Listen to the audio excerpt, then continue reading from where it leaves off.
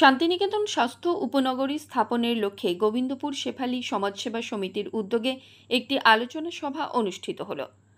এই আলোচনা সভাতে উপস্থিত ছিলেন ডক্টর মলয় পিঠ। বোলপুরে মহিলাদের স্বনির্ভরতার লক্ষ্যে শান্তিনিকেতন স্বাস্থ্য উপনগরী স্থাপনের লক্ষ্যে পূর্ব বর্ধমান জেলার গোবিন্দপুর শেফালী সমাজসেবা সমিতির হলঘরে একটি আলোচনা সভা অনুষ্ঠিত হল। ৫,০০০ মহিলাদের স্বনির্ভর করতে বোলপুরে খুব শীঘ্রই তৈরি হচ্ছে শান্তিনিকেতন স্বাস্থ্য উপনগরী। সেখানে মহিলাদের দ্বারাই সমস্ত কাজ পরিচালিত হবে। ৩০০টি ব্যবসায়ী প্রতিষ্ঠান গড়ে তোলা হবে। তৈরি করা হবে একটি হাসপাতাল, আর সেখানে সব কিছু পরিষেবাই থাকবে মহিলাদের দ্বারা। শুধুমাত্র মহিলাদের স্বনির্ভর করতেই এই বিশেষ উদ্যোগ নেওয়া হয়েছে বলে জানিয়েছেন বিশিষ্টজনেরা।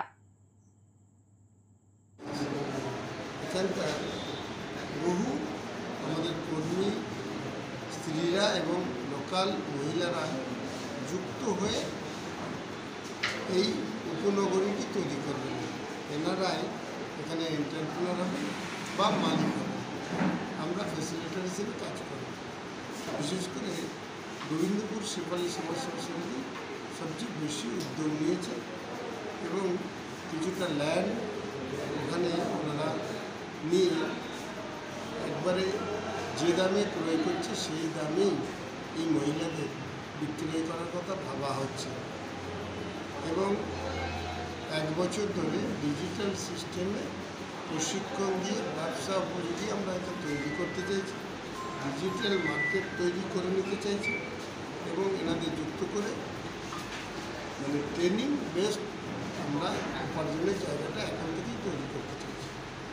এই টোটাল সিস্টেমটা অ্যাওয়ারনেস এবং এলাকার প্রচুর মেয়েরা এসেছিল যারা যাদের ছোটো ছোটো মালপত্র ডিজিটাল সিস্টেমে বুঝতে পারে।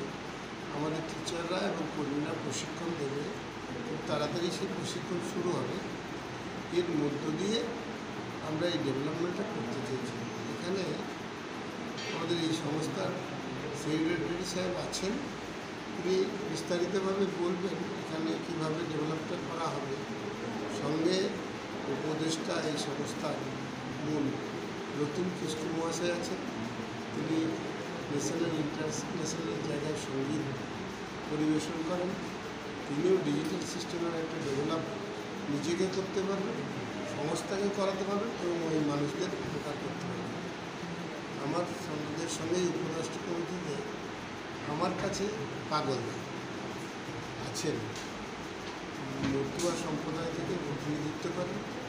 এটা একটা দলিত সম্প্রদায়, এনাদেরও মহিলারা এখানে যুক্ত হবে।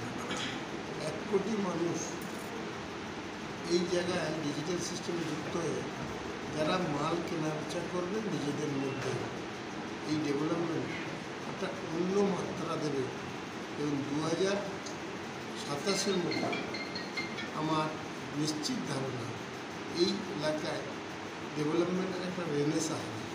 এটা কোনো রাজনৈতিক পট পরিবর্তনের মধ্যে দিয়ে নয়, এটা কোনো সামাজিক বা ধর্মীয় পট পরিবর্তনের জন্য নয়। মানুষের প্রয়োজনে ডিজিটাল সিস্টেমকে কাজে লাগিয়ে এই এলাকায় ডেভেলপমেন্ট হবে। এখানকার ডেভেলপমেন্ট কীভাবে করবে আমাদের সেই বিষয়ে বিস্তার। আমিরুল ইসলামের রিপোর্ট, সংবাদ আজকে নিউজ।